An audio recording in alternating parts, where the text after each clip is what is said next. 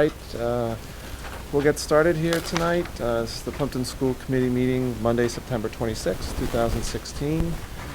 Thank you all for joining. We skipped last month because we didn't have too much to go through. I have a feeling we won't get to do that again till next summer. That's correct. If we're lucky. Just to acknowledge visitors, we have Ms. Sylvester and Mrs. Kidd joining us today in the audience. Thank you for coming. We'll try and make it interesting and efficient, both at the same time. All order. We have, I think, first up is the approval of the minutes from July 18th, which seems like forever ago. Make a motion to accept the minutes from July 18th. A second. Okay, all in favor? Aye. Thank you, sir. School committee correspondence, I guess which we'll cover later. We have the results from the coordinated program review. As I understand, that was things came out well now, but we can get to that when we get further down the agenda. So that's to come. I don't have any other correspondence. New business, we want to talk about playground safety, accessibility, and modernization. I can start off if you want. Go ahead. Over the course of the summer, I was in touch with Lisa Blanken, and she was the kind of point person for the project over at Kingston Elementary School. Wonderful play space that they created over there. She gave me the name of the company that they used, the point person for that. And Jason, I believe, also in the roundabout way came to the same company. So that is O'Brien and Sons. They're out of Medfield. They're the largest supplier of outdoor recreation equipment in New England. I have an email into them and a phone call as well, and we're just waiting to hear back to kind of get the ball moving as far as what can we do here with the space we have and the funds that we have. I know that Jason did a little bit more research, and he provided everybody with this packet here if you want to. So Peter and I got together over the summer. We walked the grounds. We tried to vision what we currently have in our unexpert opinion, some of the changes we might want to see to the play structure, the space, and even the landscaping outside. The front cover of this packet that I put together with Peter's help shows an idea of an accessible playground for all students, K to 6, fully accessible, ADA compliant. This has a price tag right here, somewhere between $100,000 and $149,000 for a structure like this that I can't get you the itemized list for. This is like a 60 by 60 structure, so about 3,600 square feet when all said and done. So even a small, modest structure like this carries quite a price tag with it and will be an endeavor. Included in this packet, though, are some of the ADA guidelines and requirements for any new playgrounds. We're not bound to those because we have existing structures, but we've already spoken to the fact that we feel morally obligated to the students at Plimpton, present or the ones that are coming down the road we don't even know exist, to make our playground more accessible than currently it is. So again, we're moving forward, trying to get some people to get in contact with us. We found a company in Pennsylvania that does the manufacturing of these equipment pieces. So hopefully we'll get some more information at our next meeting. And that, I assume that figure we quoted was just the cost of the structure. That cost of the structure installed. That's the cost of the structure installed, but that's not speaking to any of the removal of any of our current structures. And for the type of landscaping we were talking we might need, ramps have to be a 20-to-1 ratio. So we're going to need some grading potentially of the landscape as well. So that would be just the structure fully installed, but not taking into consideration some of our unique factors here.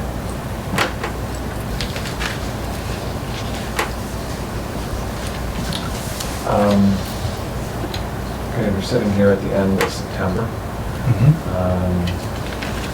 It would seem that time is a little tight to try and get something in front of the Community Preservation Committee this year.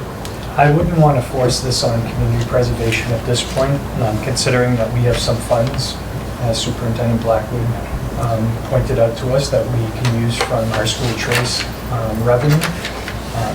Peter and I were talking about maybe this would be the time where we actually draw up some architectural plans, we really get into the nuts and bolts of it before we come and ask for anybody else to help us financially with the project.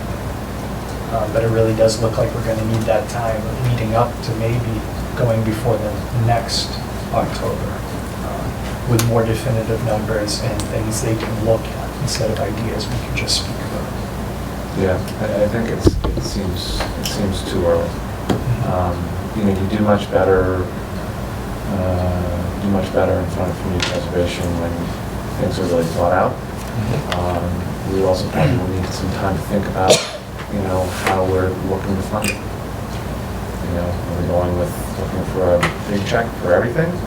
Or are we going to offset that with whether it be some other funds through our budget, or whether it be through that in fundraising, or whatever. I think that we need to kind of have a full game plan. You do much better with community preservation if you have that plan, and if you're looking for them to, you know, to be part of the funding solution rather than only typically. But that also depends on other budgets and everything else. Well, the available funds that we currently have, plus another year of school choice income, I think it's more wise, rather than us 5 years later turn around and say, we wish we'd done a little bit bigger, a little bit different. I think we need to tap the brakes here and really think this one out. Yeah, and I think as we know in Clinton, everything is for 50 years. So, you know, we should be looking ahead with the structure to make sure that it's going to not only going to last, but also will meet the needs for an extended period of time, because we just don't have the capital to regularly replace things. And again, this module here was just the one that made the most sense at the time. Yep. And we can get you an itemized view of what this playground would consist of. But they even have features where you can build your own, very much like an automobile, where the price tag continues to soar as you click things that sound nice. Was this the same company that did the one? Same. The materials Yeah. are similar, Yeah. but the company, I'm not quite sure. if But it's the yes, same the company. materials. The materials are similar. Kingston one's nice, if anybody hasn't gone over there, check it out, We should all it's probably pretty impressive. try and make sure we take a look at that. Okay. Jason, Peter, thank you.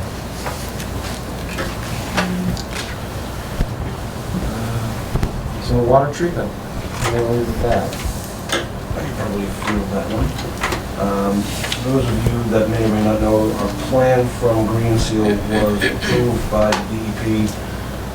So we started moving quickly to try to get some people out here, or send the specs out to people, then people that wanted to come to the space and actually see where you want me to do everything in that water room. I've reached out to 6 different companies on the recommendation of our system operator, and Eric Keegan. So these are people that are in the business and they know. 2 of the companies have gotten back to me and said, at this time, we're not able to complete a project of that magnitude. We have other things going. I have one person coming out Wednesday at 11 who has not been here, but apparently works with, or has worked with Garrett quite a few times, because they're both coming out to the site to take a look and see how they can get this done. So the specs and information were sent out to 6 different companies. I've heard back from 3. One of them is Hold that we use as our regular plumber here. He said he'd like an opportunity to send us a quote, so that company's always taking very good care of us. So. And where are we from a cost perspective with respect to how we bid this one out? I mean, is this under, I don't know where we are. The threshold is 35,000. Okay. If it's under 35,000, we need to get 3 quotes. Okay, We'd like to get written quotes that we have them down on paper so there's no confusion. right, And originally, the town set aside 60,000, right. and we've used somewhere between 11 and 12,000 so far. Okay, for all the plan, to get the plans Correct. and get all the DEP. And I know we had looked at the project earlier when we went out to look at vendors. There were many that could install the system. We took the step to actually be thoughtful about Right. what do we need and understanding the parameters within that. So it appears that we would be able to finish the project with what's available using the quote system. Okay, So that's what we're kind of waiting to see, what kind of response we get from the vendors. great. Any other questions? And I think I would also note that by doing the process in which we did sort of all the research and made sure we got good plans, we ended up isolating a few other things that Right. ended up being part of the system that probably wouldn't have been if we had moved ahead, just with putting in a system that we had sort of looked at that problem. So I think we'll end up with what we need. So that's good. Thank you. Reports of standing committees. So we have an administrative review meeting coming up in October on the 13th, 6:30. Yep, to approve my goals. Okay. And then nothing's happened, negotiations. Not yet. But will, soon. Union 31, there's a meeting on the 8th. Yes. I can speak to that. Jason was there too. I'd just like to say that Mr. Anton is the Yeah, thanks. vice chair of Union 31. He didn't put his hand down for Basically. So we just, it was pretty much like 15-minute meeting. If that, we reviewed, it was the bids for the health clinic supplies, the septic and the trash. The septic, the trash, I believe we stayed pretty much with the same that we've been using. The only thing that stood out in the health part was the EpiPen thing. And I've been thinking about it a little bit, and I had got an article from the Wall Street Journal that the CEO of that company had gone in front of the committee. And in the article, it mentioned that they were giving some refunds back to schools and families. In some instances, some of the schools got it for free. So I just didn't know Wow. if you had heard from that vendor that we were using, if they, I mean, I'm sure they're not gonna call you up on the phone because they've already got the money. They don't probably wanna refund anything back or how that was working, but. Actually, the way that worked is we actually just went out to bid for the items. We had not purchased the items yet. Okay, So that was the pricing they said that they would guarantee us for the next 12 months. So our schools are able to, if they have another vendor that they can get a better price, or if the price drops, we can take advantage of that. yeah. Well, I don't know if we need to reach out to them just to find out because they were saying, What was our, I mean, I don't remember how that, what was our bid for the EpiPens? I believe the bids that came in were right around $600. yeah, $609 was the, Okay. was price, it says it right here in the article. So, I don't know if we can get some help with it. They're I 6 mean, times better than they used to be. by the way. Yeah. Well, the other piece of that is that they have said that they are going to do a generic version.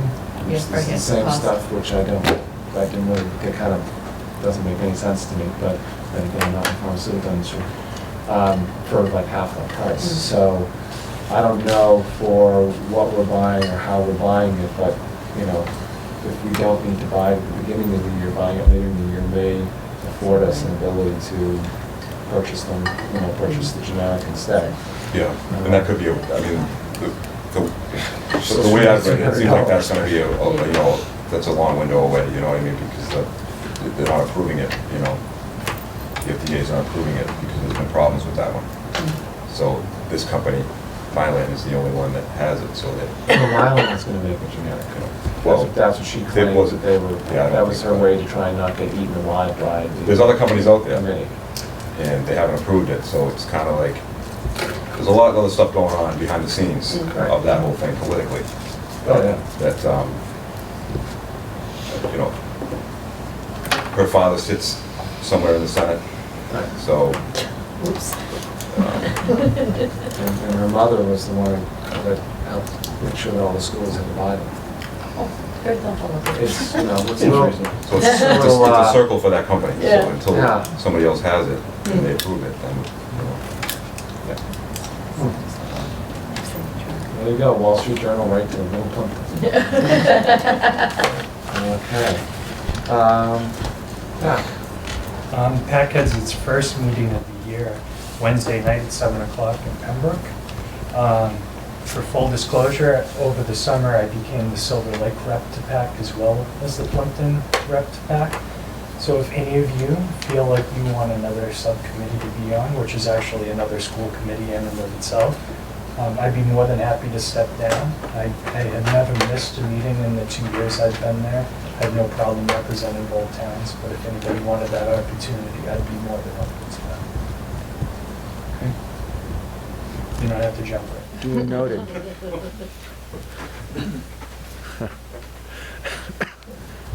Policy, don't we have a meeting upcoming on that too? There's a meeting next Monday at 6 at Halifax Elementary School. We have 7 or 8 policies, I've lost track. 3 of them are ones from the coordinated program review we just went through. We were missing a word in 3 policies that are protected categories that we needed to add to 3 policies. So I'm going to ask the subcommittee, hopefully they can review that and be okay with it. I've sent them out to the subcommittee. And I'm going to ask to actually do a first and second reading in October at all the schools. So we'll have it ready by the end of the month. There is one other policy that regarding substance abuse education and prevention because of all the issues in all school systems and awareness of the opioid issues. They are asking us to have a policy in place about substance abuse prevention. So MASC developed a policy that we have to turn in by the end of October. So there was not a lot of turnaround as usual from the Department of Education. They would like it all yesterday. But again, you have that policy. So in October, there will be 4 policies. I'm going to ask to do a first and second reading just to sort of move them along and dot our I's and cross our T's and have them where they need to be. And the other 3, we have time. I don't think there's anything else in capital improvement. I think we No. covered that on the water treatment. Yep. Legislative? So, Superintendent Blackwood, you gave a great presentation last spring about the impact on the 3 schools by charter schools. Mm. So please feel free to jump in because Okay. I'm going to speak to the ballot question because Okay. there's a lot of confusion.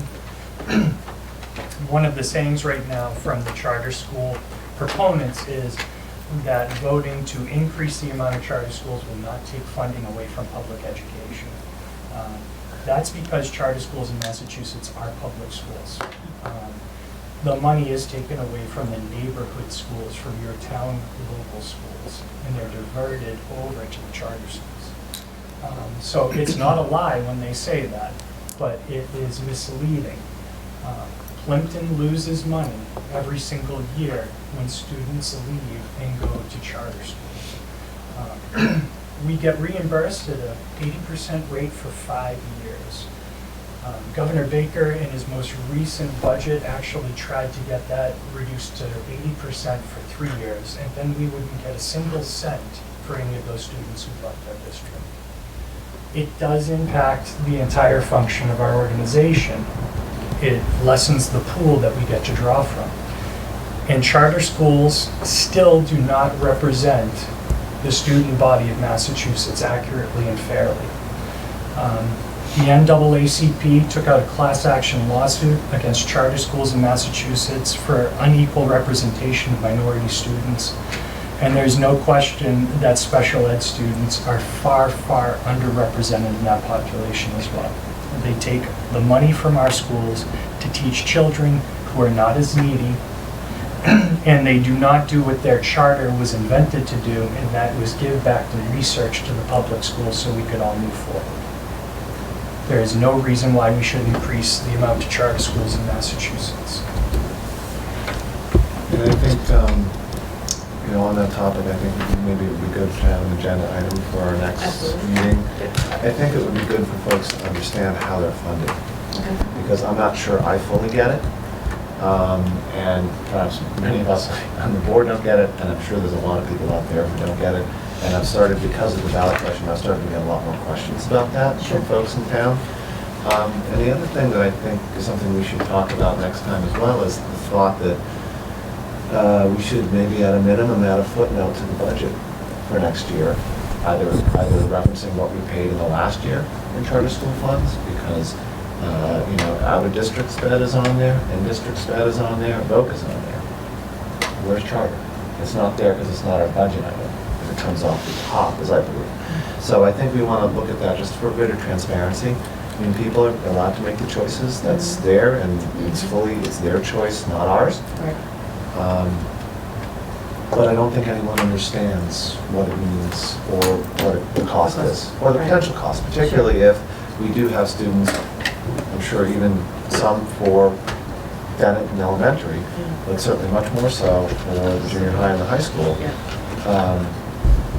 we're getting that 80%. That's not gonna be there forever, and when that drops off, now there's a real hit to the cost, and that we're gonna see. Right. And if that's 5 years or 4 years out at this point. You know, so I think we need to just try and make sure that we're all clear on how this all works, as well as making sure that those that are watching have an idea of what's going on. Absolutely. I'll put together some information for numbers of students going over the last 5 years.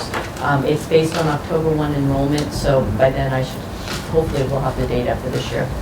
Great. So I just have a question on, because I can't find the answer. So if a student goes and it doesn't work out and the money follows the student, then when they come back to our system, does the money follow back or does it stay? That's a great question. So my instinct is to say that the money would follow the student once they've come back here, once they're in our October 1 numbers. But they have to be on the October 1 number, so if it's mid-year, I'm not sure that, That's I don't another good question believe, to right. get answered. Yeah, because everything's based on October 1 enrollment. I've been trying to October 1 find is a that magic, is So a magic if you have a day. student who goes through December and decides this isn't working and comes back to the school. I don't believe money gets changed at that point. I believe it's all based on October 1. I will confirm that, but that's, Yeah, that would be do good you to believe know. that to be true, I Christine? believe it's all based on October 1 numbers, yes. Yeah. Doesn't work the other way too. If a student leaves mid-year from this school to go to I don't charter, does believe it follow you the can- time or no? I don't believe you can enroll in charter schools mid-year, but public schools, we have to take them back. But charter schools don't follow the same rules we do. Right. They'll never leave us in December and go to a charter school. It's a sort of a one-way door. Right, so but I guess, so if there was a problem with that student and they didn't want that student in their system anymore. We have to take them. Right. So then, It sounds like we don't get the money that goes. Yeah. yeah, okay. And if, you know, in the worst case scenario, if that student was having an issue due to sort of, say, special needs, you know, or special education needs, not only would you lose the money on that student, you'd have the student back that possibly would have, you know, a higher cost. So it seems a little one-sided, but that we can get some of those answers and we can kind of have that We'll work on that. discussion next time. Sure. I think it's useful, you know, we'll be a couple of weeks ahead of the ballot questions. Right. So, timely. Okay, thank you. Mr. Benito, principal's report. Thank you. I passed out a copy of my report to everybody. Starting off with our current enrollment, we're at 209 students. That might jump off the page a little bit. We had a very large grade 6 class graduate last year. I believe we sent 41 students to middle school. As you can see, our incoming K numbers were 29, so that's a drop off of basically 12 students over the course of the summer. And every year we had some new students come in, we had some students enroll in other schools, so that pretty much accounts for why that number looks the way that it does. No, I wouldn't just because it's fun to play with numbers, and it can be a little misrepresenting, you know. I think you did have a big class, but it's also important to note that the class that came in kindergarten is a good-sized kindergarten class. And you typically pick up children as the class goes through. Almost always. Because the 6th grade class was about like the 2nd grade class when they came in kindergarten. Correct. And so you can see how they've climbed up.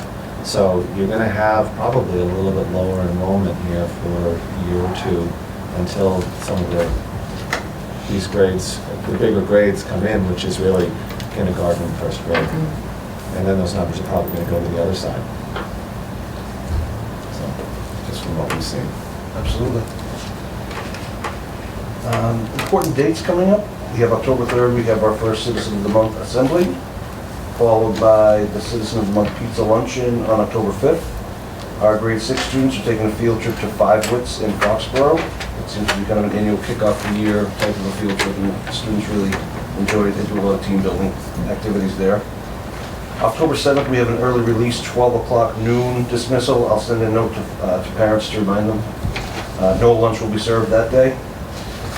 On October 10th, we have no school due to Columbus Day. On October 11th, CASA will be meeting here in the library at 7:30. And October 24th, we'll be back here for our next school committee at 5 p.m. And I think I would just note for dates, just a little bit in November, because this is a change to our calendar this year. We don't, folks notice we do not have an additional day after Columbus Day off, because we moved that to Election Day, given that two of our other districts, two of the towns and district use the schools as voting places. So that will be a more interesting week. Yes. Than the week, because that also Veterans Day falls on Friday that week. It is going to be a very special week. But just for parents out there, I just make sure you sort of aware that that change is there, because it is there. Mr. Chair, Peter, do you have any idea when your Thanksgiving feast might be? We have not scheduled that yet. As soon as we have that date, I'll make sure it gets up there. Thank you very much. Yep. I'll have Mrs. O'Reilly put it right on our calendar. Thank you. And one other quick note, John, just on top of working on the playground, working on the water treatment, something that has been actively happening in the building as of last week and this week, we're having the wiring installed to start to complete, or start the project of having our camera system fully functional. So the guys have been here in the evening. It hasn't done anything to disturb teaching and learning. The wires are all around us right now, and hopefully, I would say by Halloween would be maybe a good target date to hopefully have that system up and running, barring any glitches. And I think just to remind folks, we're doing a lot of this work within the school. Absolutely, It's yes. being done by school personnel to Correct. help do the wiring, which is where we're able to significantly That's keep accurate, the yes. cost down, and we're really spending the money on hardware. That is very accurate, yeah. Great, thank you for that. I wondered also, does it make sense, I noticed we have a few things going on around the school, like there's a nice sign on the side of the building, and it looked like we're doing some roof work. Are there a couple of sort of highlights of things we've been doing to maintain? We had, actually, it was a very busy summer. I'm glad you brought that up. Some of our failing tile was replaced this summer. We did have the signage on the front of the building, which looks fantastic. We had some tree work renovation that was done over on our playground area. Gary Thompson did that for us for a very reasonable rate. Always takes care of us. We had almost every one of the classrooms this summer received at least one coat of paint, which, as you may or may not know, in a classroom that gets nicked 180 days a year, one coat of paint goes a long way. My custodial staff did a phenomenal job to get a lot of different projects done. We were able to get the gutter on the back of the gym replaced fully. That was damaged, actually 2 winters in a row that sustained some damage. And where that is at such a great height, that's a little bit beyond what our staff here can do. So we were able to get a lot of things that we've been talking about getting done, we were able to get done. And for our heating system, the Johnson Control, which we've talked about for a number of years now, we finally have one that was made in the 21st century, which is good. So hopefully that'll keep all the classrooms in the building cool when we want it cool and warm when we want it warm. And for what I understand, it's a Windows-based system as opposed to the old DOS green screen that was the old operating system. So that was quite a jump. So yeah, it was. We were busy right up until probably the second to last week of August. And then we actually hosted an Alice training here at Dennett, where we had 53 people from all over that came for a 2-day training. It was very interesting. I got trained, Officer Smith got trained, Sergeant Terry got trained, and we'll be doing some work with staff throughout the school year. So it was a very busy summer, and again, thank you to my custodial staff, and thank you to the teachers for understanding why you can't come in yet. At one point, I did take a picture so they would believe me. The hallways were completely torn up. I said, you can't come in. But everything pulled together nicely, and we had a nice attendance at our open house. It was nice for people to come in and see some of the updates and changes, and we received a lot of compliments from parents and grandparents too. So it was a good way to start the year. Building feels good. Yeah, I think I'd like to note that all of this maintenance that we do, or have been able to do because of careful budgeting all during the year, is keeping this building up. I mean, the building looks as good as, I think, the day that we opened it after all of the renovations and expansion. and some places maybe a little bit better, because it's more colorful. Yeah. But that's really important, because if we don't keep up with it, it then breaks down, and then we have to go look for money for that. And so we're trying to keep the schools running, for reasonable budget as we can, Absolutely. but one that also makes sure that we can educate the kids the way they need to be educated. So thank you very much, Peter, for you and all your staff for that. My pleasure. Casa. There was the Harvest Fair this weekend, which was a great turnout. The sixth grade was well represented with their arcade games, and they did very, very well there, as well as other faculty was there, and community members. The next projects for CASA, there will be a Halloween dance on October 28th. They're looking into do a brick walkway legacy fundraiser, and some sort of give back to community driver event, but they haven't finalized that as of yet.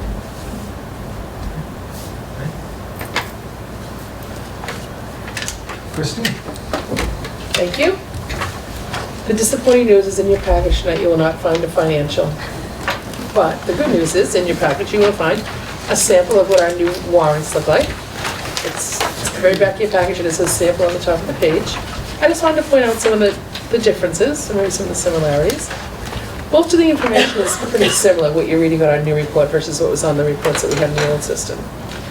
One of the biggest changes for me is that the new system calls the warrant a voucher. I think it's going to take a while for us to get over that little hump, because warrant really meant what we wanted to mean. But either way, each term means just a collection of invoices that are being paid in one lump sum.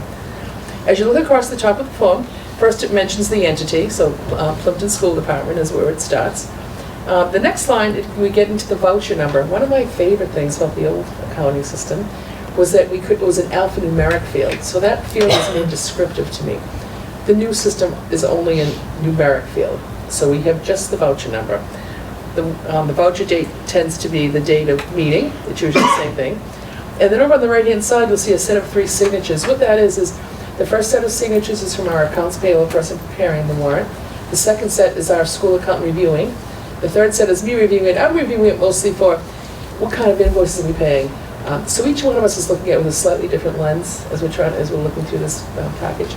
And then the superintendent also signs, so before you get it, all of those reviews have happened. So hopefully it's the best package we can get together for the town. The next thing I wanted to mention to you is that on the bottom of the page, you'll see the information that we did see before, where it notes the fund. So under here we have LO5, the local operating fund. So that's just an indication of a grouping of invoices coming out of the same fund that you'll see in one package. So for instance, if we were paying from a grant, we would identify that as a grant fund, or if it was the outer district vocational, and then because of the way the town budgets, we also do include some of our special ed information on a separate warrant. So all that would be noted on the bottom. And then anything that's handwritten is usually just notes for the town, because the town kind of isolates the way we pay the utilities, so we kind of give them a little heads up on which fund on their end they need to apply it towards. Are there any questions on the first page? The second page is a summarized version of what's included on the warrant by vendor. So here you'll just see the vendor listed once with the total amount that we're paying. The next page, which has number 3 on the top, that is a detailed version by invoice of what's included. So you would be able to go from that detailed version back to the summarized version by vendor. But the detailed version represents each and every one of those invoices that you see in the package. Are there any questions? So going forward, each of our warrants or vouchers will look like this. If you do have questions, please let me know. We're on the new accounting system. We're working our way through it. So this is the second batch of warrants that we've had, because you did commit to sign the first batch. So we're just trying to find the best financial report that's going to be, we're going to start with something similar to what you've had in the past. So you'll at least have something to compare it to. And then we'll see what enhancements we can make. If you have any suggestions, please let us know. Thank you. Hello. I have to warn you, I have a very hoarse voice, so please bear with me. So just touching on our coordinated program review, like John had mentioned, we did receive our reports for our special education and civil rights coordinated program reviews from last year. Overall, we've received a great response to what we presented and from Desi's visit. We're waiting to hear from the department to set up a date and time to meet to review the documents. However, in the meantime, we did receive our final report from our ELL, our English Language Learners Coordinated Program Review. The reports are from different offices, so that's why they come separately. And I'm happy to report that we have no citations for the ELL, which is great. But if anyone would like to see a copy of that, please let me know. I'd be happy to show you. Our professional development, we are excited about our professional development opportunities for this coming year due to our teacher quality grant. We'll be hosting the Skillful Teacher course again for Research for Better Teaching. It actually starts this Saturday. All teachers are asked to take a 3-credit course of our choosing within the first 3 years of their employment. And most often, Skillful Teacher is the course of choice, which provides common language throughout our classrooms and schools. And as Peter had mentioned before, Chief Dillon and the Plimpton Police were instrumental at bringing the ALICE training here to Dennett over the summer. It was a wonderful, you said 53 participants, I said between 40 and 50, so I was right on, there we go. The instructors worked with us, trained us, and there were 8 of us throughout the region that attended. So, and we led some professional development on the opening days with the staff, and we continue during staff meetings and also during professional development days to continue that training. We're also offering a workshop focused on English language learning. All teachers are required to have at least 15 professional development points in the area of sheltered English immersion. This workshop will fulfill that requirement as well as provide our teachers with high quality professional development. So we're excited about that. We are offering it twice throughout the year. So if one caps, we can fill the other one as well. I'm meeting with 3 separate groups once a month this year in an effort to maximize professional learning communities at the administrative level. Our principals and curriculum coordinators are all reading Grit by Angela Duckworth. Through our time together during our PLC meetings, our professional learning community meetings. Our principals have already met to start that opportunity, and we're really enjoying the message that she's sending. Our assistant principals are all reading Lost at School by Ross Green during that time, which is a focus on social emotional learning throughout the schools. Ross Green is actually a professor at Harvard, and when I see him speak, I feel like I'm in the presence of a celebrity. I really admire his work. So if you have any questions or suggestions regarding professional development, please let me know. I'd be happy to discuss it with you. Just an update on MCAS 2.0, or the next generation MCAS. We use those terms simultaneously. We have received some updates that students will be taking, some updates to the information that we're receiving around MCAS 2.0. And so I just wanted to review some of those with you to keep you informed. The number of sessions overall will be fewer. We have the exact number, and I forgot to write them down, so I apologize. But they are fewer than what was given for Park. Also, the testing is untimed. So where Park was timed, next generation MCAS is untimed. So that's wonderful news for our students. The testing window will be April 3rd to May 26th. They did broaden the test window than what has been presented in the past due to the fact that the untimed testing, it will be more difficult for schools to have 2 grade levels or 2 groups testing, one in the morning, one in the afternoon, because they're not sure about how students the time that they'll need. Part of the transition to the statewide computer testing goal that was announced in June is that students in grades 4 and 8 will be expected to take the computer-based MCAS, ELA, and math tests this spring. That is something that they are rolling out. There will be some exceptions to that rule, and it is throughout the Commonwealth. And then in the next year, they're going to be adding in 2 more grades, and the following year, 2 more grades. However, for us, we're very excited because that although they are expecting that in just grades 4 and 8, we still can take all the testing online like we did with Park.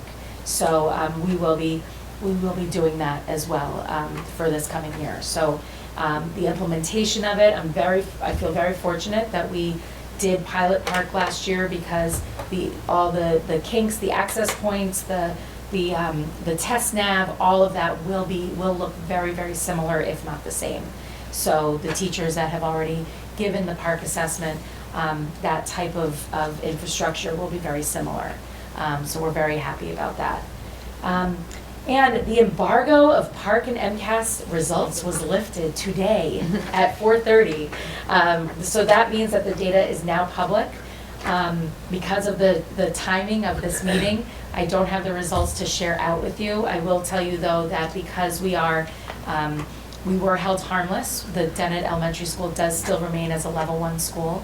So that's wonderful news for us. And we are expecting the parent results to be delivered and sent home later this week. So just wanted to keep everyone informed on that. And that's what I have today. Mr. Chair. Yes.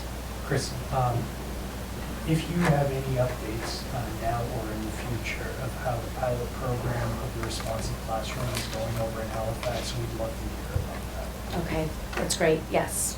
We're in the process right now of planning our professional development, the 2 full days, and we're looking at inclusive practice, which is an initiative that DESE is rolling out. There's a wonderful website on the DESE website that actually shares a lot of tools and instruments, and we're going to be working on implementing that, and it does involve social emotional learning, so it is something that we're really looking at as to how we can use those practices. I know some of the models that the state is recommending is the PBIS model, which is the Positive Behavior Intervention System. Personally, I was trained in PBIS in my previous district. However, I am a huge fan of responsive classroom because I think it's more intrinsically driven rather than extrinsically driven.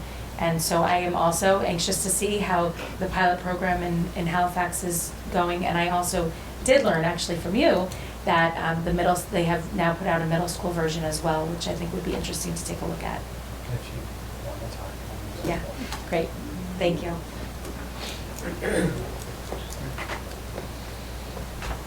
Hi. I want to talk a little bit about our opening days. It seems like a year ago, actually, but about a month ago, we had the opening day. It went very well. I was thrilled that we were able to bring in Jessica Minahan, who is a pretty amazing speaker. I don't think since I've been here we've ever received so many positive comments on a speaker. She's someone who works with school systems. She does more of a social emotional presentation in terms of how to work with students, and she talks about how we no longer have a typical classroom. When you look at our classroom, I did not talk about this. No, we canceled August. I feel like it's just like, by the time I get to Clinton sometimes I'm like, what have I said where? But she talks about how there's no longer a typical classroom, that about 50% of the students in a classroom have some sort of needs. And about 30% of that 50% that are non-traditional have anxiety. And that anxiety is one of the greatest factors impacting what is happening to our children in our classrooms. We have students with ADHD, you have students who have learning disabilities, we have children who are on the autism spectrum, but anxiety is something that is really rearing its head and impacting many of our children in our school system. Jessica is someone who has an incredible dry wit. She held in the palm of her hands about 400 to 500 of us, grades pre-K through 12, and you could have heard a pin drop. Nobody was playing with their phones. Everybody was attentive. She told great stories, and then she gave us strategies in terms of how to help the students and to work with the students. I tried to schedule her to come back in January. Unfortunately, she was already booked. So I'm working on seeing if I can get her to come in and do either a graduate class or a 15-hour workshop, and I already gave her the date for next August. So again, for me, it is very difficult to find someone who can appeal to a preschool teacher and a 12th grade advanced placement teacher. And this woman was able to do that. So she really had a great presentation. We were able to, through a grant, buy the Behavior Code, which is her book, and then the second one is the companion to the behavior code. There's another word in there, but it's a companion to the behavior code, and we were able to give those out as prizes for some of our teachers. So, and then each of the schools has them in their libraries. So it was really a very exciting opening. We're really trying to focus on social emotional. It is very difficult no matter what curriculum we have, but if the students aren't prepared to learn or aren't in a position to hear it, it doesn't matter how pretty the book is. So we really need to work on making sure that our students are in a position that they're able to be receptive to the education that we're providing for them. So again, this year I'm trying to focus on inclusive practices. At our administrative retreat, we brought in a woman from the state. The state has developed a whole new model, and I don't often say they got something right, but in this case I actually think they got something right. If you ever have any interest in looking on some of their resources for inclusive practices, it isn't about special education, it's about meeting the needs of all learners. And I think sometimes you hear the word inclusive and you think inclusion, and it's not inclusion, it's inclusive, being inclusive of everybody, meeting everyone's needs. So it's something that we're really going to focus on. We're working with a woman named Lori Lickis, who was worked with us on Planning for Success, Planning for Success model, and we're looking at using inclusive practices as sort of our overarching theme. You may remember January of 14, we put together a strategic plan. We've sort of looked at that and are sort of upping our game in terms of some newer information, making sure that we're meeting the needs of all of our students. And that's what we're going to try to focus on this year, and that is actually one of my main goals administratively. So I'm excited about the opportunities that we're going to provide. I'm hoping that it's something that all the teachers will find worthwhile and give them some new school skills and some new things for their toolkit to help meet the needs of all of our students. At our new teacher orientation, it was huge this year. We had over 30 people. It was astounding, the number of people in the room. We were thrilled to have lots of great people join us this year, and Dennett actually had quite a few new hires this year also. So it was an interesting year. We had really a range from people who were speech language pathologists to some people who were experienced teachers from other districts that chose to come join us. And we really brought in some very enthusiastic younger teachers and some more enthusiastic veteran teachers were able to join us in terms of some of their specialties. So it was a great opening, and I'm very excited about that. So, and hopefully we're going to have a great year. We do need to list who will be the delegate to vote for the MASC conference in November. I believe Mr. Frazier may have signed up. I don't know if anyone else chose to sign up to go. Okay. Sorry. That's okay. Work does get in the way, doesn't it? Because I was telling Jay I have a lot of stuff going on. Yeah.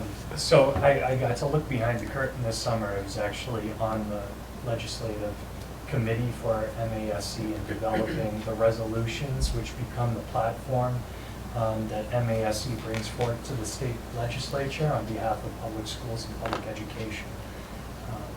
I'm already the delegate from Silver Lake, but if I get nominated by Plimpton, I actually get 2 votes as long as we send 2 letters to push through those resolutions, hopefully, that will aid our district and our region. So we have a motion to nominate Jason to be our delegate. You can say so moved. See, I'm not going to be as eloquent, we talked about this before.